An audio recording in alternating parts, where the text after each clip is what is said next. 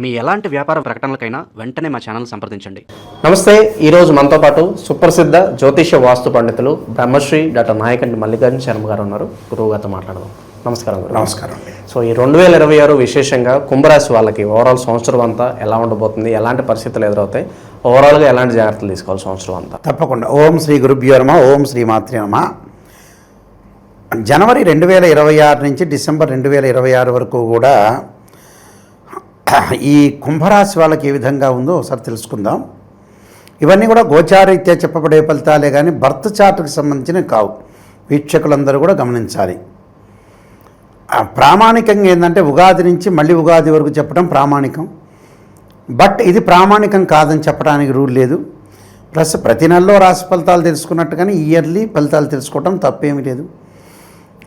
ఎందుకంటే ఫారిన్ కంట్రీస్లో వాటిల్లో కూడా ఇయర్ వైజ్ చూసుకునే వాళ్ళు చాలామంది ఉన్నారు. ప్రతి నెలలో కూడా ఒక మంచి విషయం తెలుసుకోవడానికి తప్పేం లేదు. ఏ సంవత్సరమైనా తెలుసుకోవచ్చు, ఎప్పుడైనా తెలుసుకోవచ్చు. దానిలో రూల్స్ అండ్ రెగ్యులేషన్స్ ఏమీ లేవు. అయితే కుంభరాశి వాళ్ళకి రాశ్యాధిపతి శని అయ్యాడు. కుంభరాశి వాళ్ళ యొక్క క్యారెక్టర్ ఎలా ఉంటుందంటే, కొంతమంది ఒక 10 మందిలో 6గురికి కొంత జాలి పట్టడం ఒకటి, తొందరగా హెల్పింగ్ చేయటం ఒకటి, ఎవరన్నా బాధపడుతుంటే వీళ్ళు బాధపడటం ఒకటి, వీళ్ళు డబ్బులు ఇచ్చి మోసపోవటం, జాలి దయా హృదయాలతోటి నిండి ఉండటంతో డబ్బులు పోగొట్టుకోవడం, వ్యాపారపరంగా లాస్ ఉండటం, ఒకళ్ళకు ఉద్యోగాలు ఇప్పించి వీళ్ళు ఇరుక్కునే అవకాశాలు, కోర్టు సమస్యలు ఉండే అవకాశాలు ఎక్కువ ఉండటం, ఆరోగ్యపరంగా అప్పుడప్పుడు కొంత హెల్త్ పరంగా ఉండే ఇష్యూస్ జరిగే అవకాశాలు ఉంటాయి. మిత్రులు ఎక్కువగా ఉండే అవకాశాలు ఎక్కువ ఉంటాయి. కాబట్టి కుంభరాశి యొక్క క్యారెక్టర్ ఇలాగా ఉంటుంది. అయితే కమ్ టు ద పాయింట్, ఈ 2026లో ఏ విధంగా ఉండబోతుంది? కుంభరాశి వాళ్ళకి ముఖ్యంగా ప్రజెంట్ వాళ్ళకి పంచమ స్థానంలో గురువు ఉన్నాడు. ఎప్పటి వరకు ఉంటాడు అంటే జూన్ 1వ తారీఖు వరకు 5వ స్థానంలో గురువు ఉన్నాడు. 5వ స్థానంలో గురువు ఉంటే మంచివాడే. అంటే ఎప్పటి వరకు? జూన్ 1వ తారీఖు వరకు. మళ్ళీ జూన్ 1 తర్వాత మళ్ళీ కర్కాటక రాశిలోకి ప్రవేశిస్తాడు. అప్పుడు అనుకూలంగా ఉండదు. కాబట్టి జూన్ 1వ తారీఖు వరకు ఆర్థిక స్థితిగతులు బాగుంటాయి. గురువు వల్ల ఏదైనా ప్రయత్నాలు చేయాలంటే ప్రయత్నాలు చేసుకోవచ్చు. ఆర్థిక పరంగా ఇబ్బందులు ఉండవు. ఉద్యోగపరంగా కూడా ప్రమోషన్ జరిగే అవకాశాలు ఎక్కువ ఉంటాయి.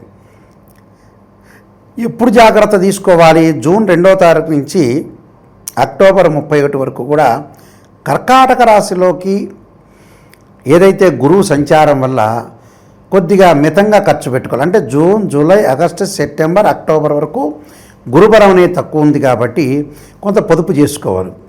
అంటే ఆర్థిక పరంగా లావాదేవీలు కానీ, వాళ్ళు ఎక్కడైతే పనిచేస్తున్నారో వాళ్ళ యొక్క ఉద్యోగుల విషయంలో కానీ, వాళ్ళ ఆఫీసర్ల విషయంలో కానీ, వ్యాపారంలో జాయింట్ వ్యాపారులతో కానీ, వాళ్ళ కింద ఉండే కొలీగ్స్ తోటి కానీ తొందరపడి నిర్ణయాలు తీసుకోకూడదు. ఫైనాన్షియల్ పరంగా గొడవ పడకుండా ఉండటం మంచిది. ఎప్పటి నుంచి డేట్ మెన్షన్ చేస్తున్న జూన్ 2 నుంచి అక్టోబర్ 31 వరకు. అంటే ఫైనాన్షియల్ పొజిషన్ జాగ్రత్త ఉండండి అని చెబుతున్నాం. ఆ మధ్యకాలంలో సంతానపరంగా ఆందోళన, సంతానపరంగా ఇంకా శుభవార్తలు, వాళ్ళ యొక్క మ్యారేజెస్ కాలేదని, వాళ్ళ డెవలప్మెంట్ కాలేదని ఆందోళన చెందేవాళ్ళు ఎక్కువ మంది ఉంటారు. మళ్ళీ అక్టోబర్ 31 నుంచి గురువు సింహరాశిలో సంచారం చేస్తాడు. సింహరాశిలో సంచారం చేస్తే మళ్ళీ మంచిది. అంటే అక్టోబర్ 31 నుంచి చాలా బాగుంటుంది.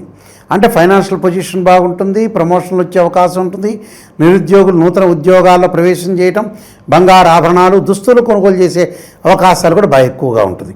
అంటే టోటల్గా జూన్ 2 దగ్గర నుంచి అక్టోబర్ 31 వరకు మాత్రమే గురువు బాగుంటుంది. మిగతా కాలం అంతా బ్రహ్మాండంగా ఉంటుంది. అంటే వాళ్ళ లైఫ్ని ఎన్హాన్స్ చేసుకుంటారు, లైఫ్ను గ్రోత్ చేసుకుంటారు, సరైన నిర్ణయాలు తీసుకుంటారు. వివాహం కాని స్త్రీ పురుషులు ఎవరైతే ఉంటారో ఆ స్త్రీ పురుషులు మంచి సుసంపన్నమైన కుటుంబం నుంచి కానీ, మంచి సుసంపన్నమైన కుటుంబం నుంచి అబ్బాయి కానీ అమ్మాయి కానీ వచ్చే అవకాశాలు ఎక్కువ ఉంటాయి. వివాహాది శుభ కార్యక్రమాల్లో పాల్గొనే అవకాశాలు ఉంటాయి. సంతానం లేని వారికి కూడా సంతానం కలిగే అవకాశాలు ఎక్కువగా ఉంటాయి. ఛాన్స్ అనేది ఎక్కువగా ఉంటుంది. కాబట్టి గురువు అనేవాడు టోటల్గా బాగున్నాడని చెప్పుకోవచ్చు. అలానే శని యొక్క ప్రభావం. శని వచ్చేటప్పుడు జూలై 25 దగ్గర నుంచి డిసెంబర్ 10 వరకు వక్రగతిలో ఉంటాడు. వక్రగతిలో ఉండటం వల్ల వీళ్ళకి ఆరోగ్యపరంగా ఇబ్బందులు కలిగే అవకాశాలు ఉంటాయి. Not only long run diseases వాళ్ళే కాదు, మామూలుగా లాంగ్ రన్ డిసీజెస్ లేని వాళ్ళు కూడా ఆరోగ్యాన్ని ఫస్ట్ ప్రయారిటీ ఇవ్వాలి. ఆరోగ్యాన్ని ఫస్ట్ ప్రయారిటీ ఇచ్చి హెల్త్ పరంగా ఎలా ఉండబోతుంది, మన బయట ఫుడ్ తినకుండా హెల్త్ సంబంధించిన విషయాలు పర్టికులర్గా ఫస్ట్ ప్రయారిటీ ఇవ్వాలి. అలానే వాహనాల మీద వెళ్ళేటప్పుడు మిస్హ్యాప్ జరగకుండా, ప్రమాదాలు ఎక్కడ జరగకుండా కూడా చూసుకోవాలి. అది శని యొక్క ప్రభావం. అనవసరమైన విషయాల మీద కాన్సన్ట్రేషన్ చేయకూడదు. అనవసరంగా రాద్ధాంతాలు చేసి గ్రాస్పింగ్ పవర్ ఉంది కదా అని ఎక్కువగా మాట్లాడటం వల్ల కూడా విభేదాలు, డిఫరెన్స్ ఆఫ్ ఒపీనియన్స్ సమాజంలో ఒక మనిషి మెచ్చింది ఇంకో మెచ్చడం అనేది జరగదు. తక్కువ పర్సెంటేజ్ జరుగుతుంటుంది. వాడు మెచ్చినా లోపల గొడవ పడాలనే ఆలోచన చేసేవాళ్ళు ఎక్కువ మంది ఉంటారు. అంటే మెజారిటీ ఆఫ్ ద పీపుల్ అలా ఉంటారు. కాబట్టి జాగ్రత్త ఉండాలి. అలా రాహు యొక్క ప్రభావాన్ని మనం చూసుకునేటట్టయితే కుంభరాశి వాళ్ళకి డిసెంబర్ 6 వరకు కుంభంలోనే రాహు ఉంటాడు.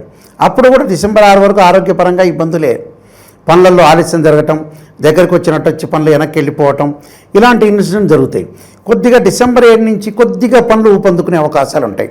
అంటే ఎక్కువగా అందుకోవు కానీ కొద్దిగా యావరేజ్గా కొంత అవమానాలు జరగటం, క్రిటిసైజ్ చేయటం, ఇలాంటివి జరిగే అవకాశాలు ఎక్కువ ఉంటాయి. అలానే కేతు యొక్క బలాన్ని మనం చూసుకునేటట్టయితే కేతు వచ్చేటప్పటికల్లా డిసెంబర్ 6 వరకు సింహరాశిలో సంచారం చేస్తారు. సింహరాశిలో సంచారం చేయటం వల్ల కొద్దిగా కోర్టు సమస్యలు పరిష్కారం కాకపోవటం, అన్నదమ్ముల మధ్యలో గొడవలు, తగాదాలు రాకుండా కాపాడుకోవాలి. ఎవరితోనో మాట్లాడేటప్పుడు కూడా కొంత కేర్గా ఉండటం మంచిది. హెల్త్ పరంగా ఉండే విషయాల్లో కూడా జాగ్రత్త ఉండాలి. అంటే దీర్ఘకాలికమైన బీపీ, షుగర్, ఆస్తమా, కిడ్నీ సంబంధించినవి, హెల్త్ ఏదైతే హార్ట్ సంబంధించిన వాళ్ళు ఎవరైతే ఉంటారో వాళ్ళు కొంత కేర్గా ఉండటం ఇంపార్టెంట్. ఏది వివాదాలు లేకుండా ప్రశాంతంగా వచ్చిన డబ్బును తీసుకొచ్చి జాగ్రత్తగా యూటిలైజ్ చేసుకోవటం చాలా మంచిది. అలానే కేతువు సింహంలోకి మారుతాడు. ఎప్పుడు? డిసెంబర్ 7వ తారీఖున. అప్పుడు చాలా అద్భుతంగా ఉంటుంది. వాళ్ళు అనుకున్న పనులన్నీ జరుగుతాయి. కర్కాటకంలోకి ఎప్పుడైతే సింహం నుంచి కర్కాటకంలోకి మారుతాడో అప్పుడు అద్భుతంగా ఉంటాయి. డిసెంబర్ 7 నుంచి అప్పుడు అనుకున్న పనులన్నీ జరగటం, ధనధాన్య వృద్ధి కలిగే అవకాశాలు బాగా ఎక్కువగా ఉంటాయి. అంటే ప్రతి పనిలో కూడా వాళ్ళు విజయం సాధించే అవకాశం ఉంటుంది. అయితే ఏంటంటే వాళ్ళకి టోటల్గా అక్టోబర్ తర్వాత సెకండ్ హాఫ్లో చాలా బాగుంటుంది. ఫస్ట్ హాఫ్లోనేమో 45% బాగుంటుంది, సెకండ్ హాఫ్లో 60% బాగుంటుంది. కాబట్టి టోటల్గా వీళ్ళకి 60 మార్క్స్ అవుట్ ఆఫ్ 100. కొన్ని రెమెడీస్ చేసుకొని ముందుకెళ్తే సరిపోతుంది. ఓవరాల్గా ఈ సంవత్సరం అంతా కూడా ఎటువంటి పరిహారాలు వల్ల మంచి ఫలితాలు ఉంటాయంటారు వీళ్ళకి?